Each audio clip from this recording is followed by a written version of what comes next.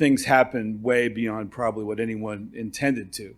Probably things like the 1934 elections where all these people are killed. That probably wasn't something that was more people were sent out to make sure to keep things in line, and they kept things a little too in line, which is why, Pendergast's main mob ally gets, of course, murdered himself.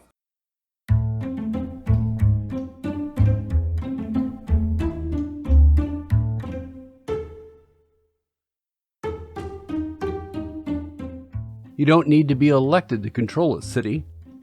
Kansas City's Tom Pendergast ran the city from 1925 to 1939. He wielded his power from a second-story office, awarding jobs and city contracts to himself and friends.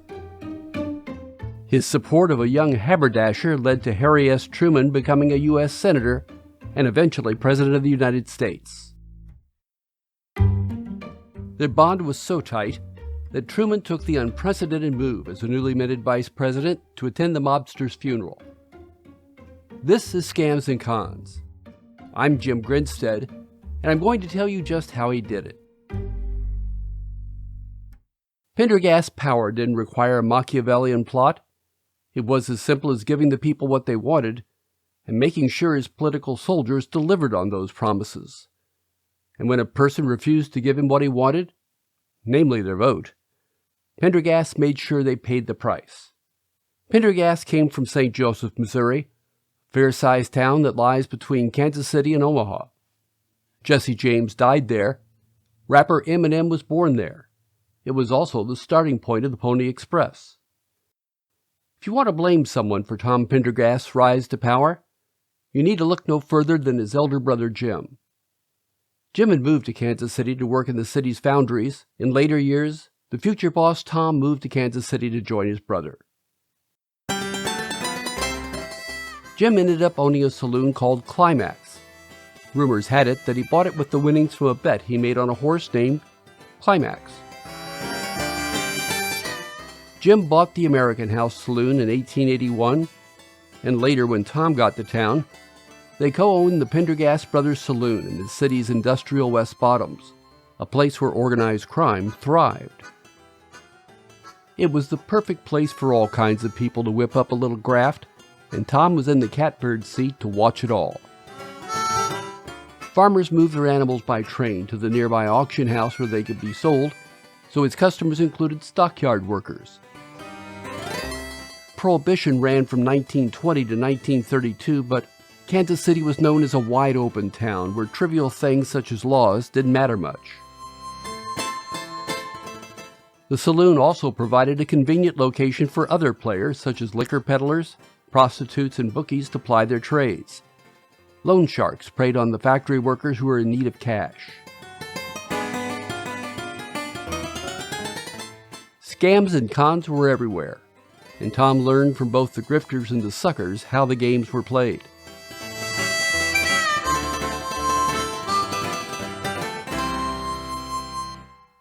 In those days, power was in the hands of the Democrat Party, which maintained power through ward heelers. Ward heelers made sure that those who got favors from the party stayed loyal to it. They pressured those who were not loyal to see the light, or else be victims of violence or other punishments.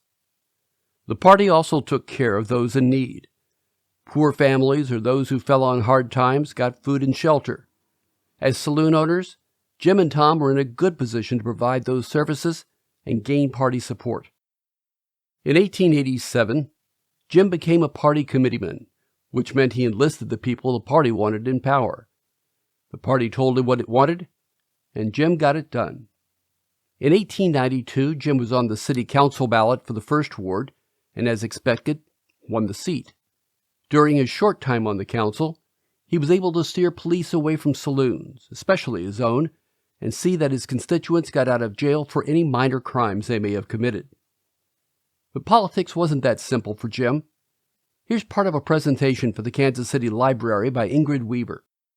The brothers and their followers, called the Goats, had planned to control the Kansas City area and Jackson County, but Joe Shannon, another city alderman, and Baron Bill Nelson, publisher of the Kansas City Star, sought to oppose them with a group of followers called the Rabbits.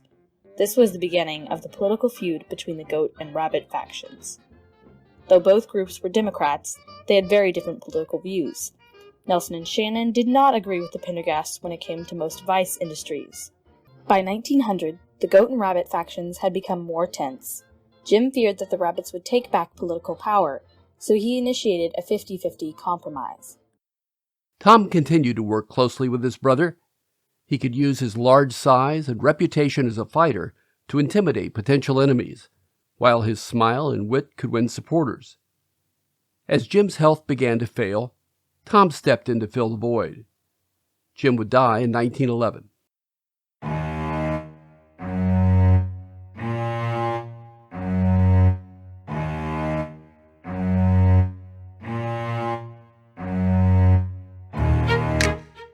By 1925, the Pendergast machine had full control over the city. They had 5 out of 9 city council members were handpicked by Tom Pendergast. Through the city council, they appointed Henry McElroy, city manager, and the city manager position was really more powerful than any other position in Kansas City at the time. And so Henry McElroy is manager in charge of the day-to-day operations of the city. Reformers had hoped that the manager would be this professional who kind of takes care of business in proper ways, but since he was Pendergast's man, it was very improper. Whenever they did city construction projects, McElroy would make sure that these contracts went to companies that were owned by Tom Pendergast.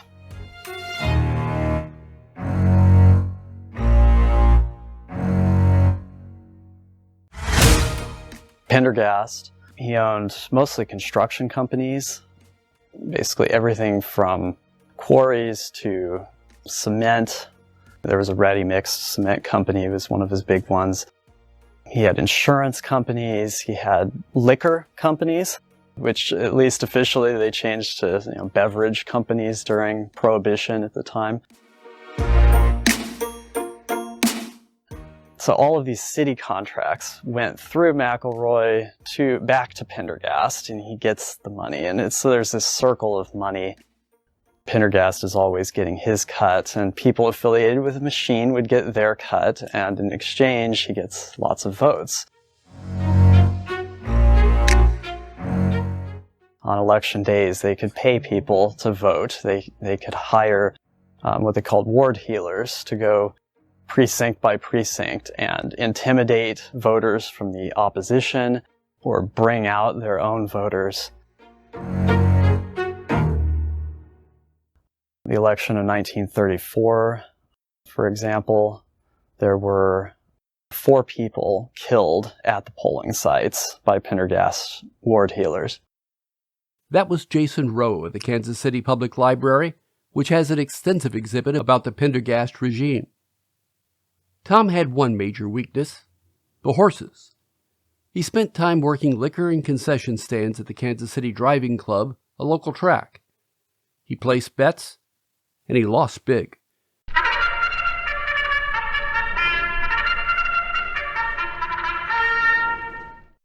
At some point, he racked up several $100,000, and that's 1930s Great Depression era dollars, several $100,000 of gambling debts. He needed to raise even more money than his corrupt machine could raise to pay off these gambling debts. Eventually, in the late 30s, 1937 and 8, he got involved in an insurance kickback scheme. And actually, the scheme, it's not clear whether he broke the law with the scheme itself. I'm not a lawyer, so I can't explain that. But where he really ran into trouble is that he didn't report the income to the IRS for income tax on his tax returns. So just like Al Capone, it was the IRS that finally caught up with Tom Pendergast and went to jail in Leavenworth, the federal penitentiary. Pendergast was nothing by this point, by 1945, and Pendergast died. natural causes. While Jim was fully engaged in party politics, Tom began to successfully run the party's cons and developed the reputation as a hard worker. That got him the title of First Ward Deputy Constable and Deputy Marshal in 1896. By 1900, he was Superintendent of Streets, and his reputation grew because of his management skills. During that time, he provided jobs for 250 political allies. Pendergast realized constituents would tolerate corruption as long as their needs were met. It was a strategy that later served Chicago's Richard J. Daley.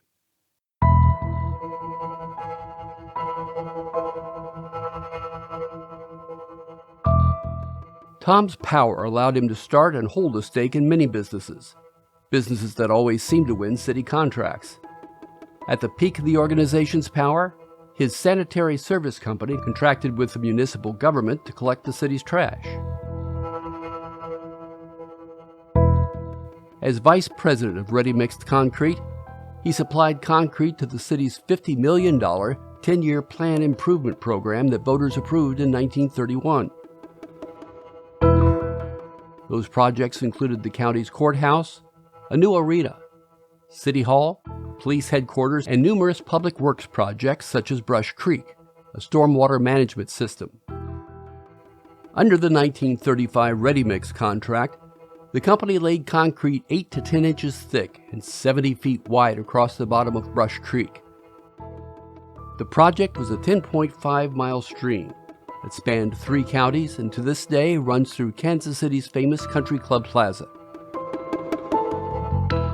It cost the city $1.5 million at the time, about $30 million in today's dollars, and reportedly endangered more than 40 fish species. Which brings us to Harry Truman. Truman had started a haberdashery with a former Army buddy. The store struggled, but one day Jim Pendergast and his father, known as MJ, entered Truman's life. Here's John Herron at the Kansas City Public Library. A visit that summer from Jim Pendergast and his father Mike, also known as MJ, to Truman's failing business, inquiring about his interest in a job in politics would lead to the next chapter in his life. Once again, in Truman's words, Jim Pendergast brought his father MJ to see me at the little store Eddie Jacobson and I were operating. MJ asked me if I would consider the nomination to the county court from the Eastern District. In classic Truman understatement, he replied, I would. So in the war, Truman garnered a significant political base, including the men with whom he served who proved incredibly loyal for decades. So he gains all these strong supporters who were his combat in arms in World War I, but also he gains the connection to the Pendergast machine. That machine, that family supported him throughout his rise through political ranks. Jason Rowe of the Kansas City Public Library picks it up.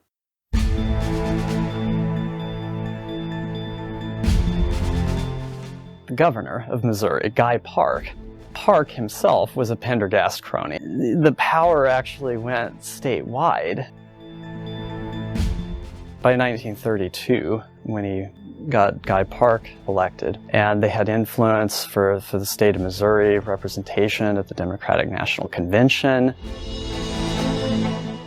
In the 1930s, Pendergast eventually selected Truman to be senator for Missouri. He was elected in a statewide vote, but at this point, I believe the number was that he could produce about 70,000 fraudulent or ghost votes in any given election.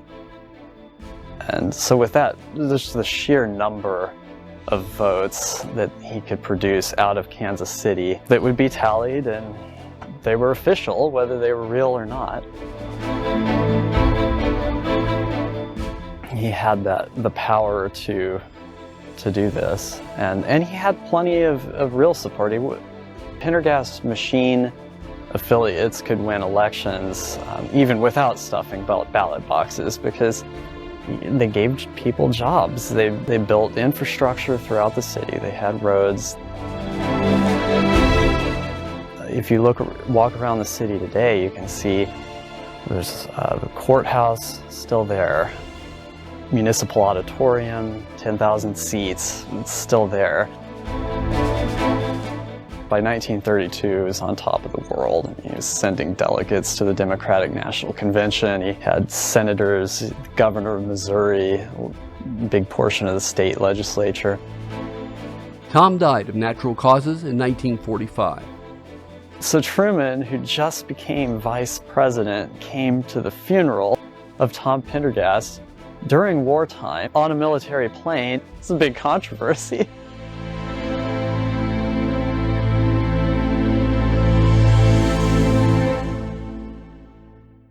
Weeks later, Roosevelt died, and Truman was president of the United States.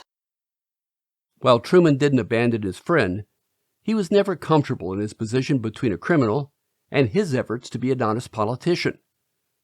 During his tenure as presiding judge, Truman wrote, according to Herron, "The boss wanted me to give a lot of crooked contractors the inside, and I couldn't."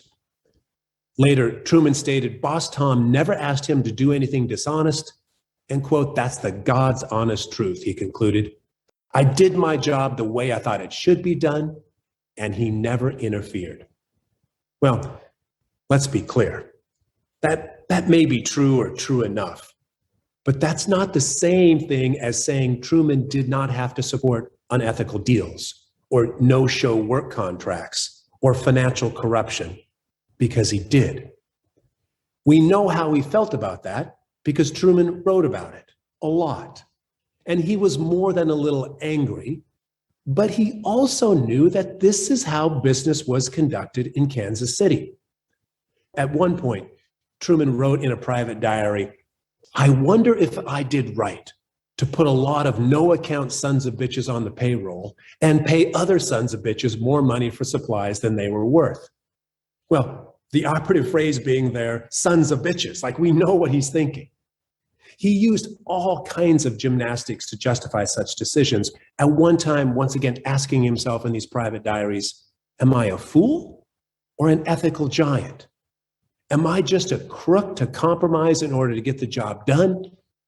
Well, looking for an answer from no one in particular, he concluded, "You judge, I can't." It's time to hear from a Pendergast himself. This audio is part of a talk captured by KCTV5 in Kansas City, formerly known as KCMO.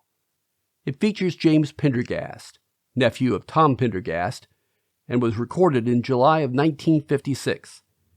He talks about Pendergastism and his support of local candidates for public office. He claims that whatever you think about Tom Pendergast's record and methods, the old ways of doing things are long past. Much has been written about my uncle, Tom Pendergast, in Kansas City's early days, enough to fill 100 volumes. Some very good things have been said about him, and some very bad things. People with judgment, historians, political experts, the worker, the newsboy on the corner, the clerk, and the housewife, at one time or another, all have voiced their sincere judgment on the merits of the system under Tom Pendergast. The years have been filled with 1,000 verdicts on his contribution to this community, on the good or evil that took root under his party.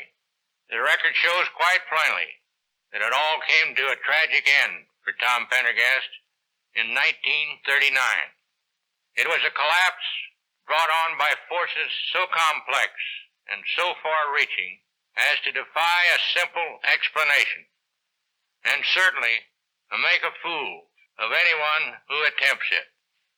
I am not the one to say on this occasion whether Tom Pendergast was part saint or part sinner, part benefactor or part boss, good Samaritan or mischief maker. I am not the one to say he was too merciful or too greedy, or whether he was all of these things, or part of them, or none of them.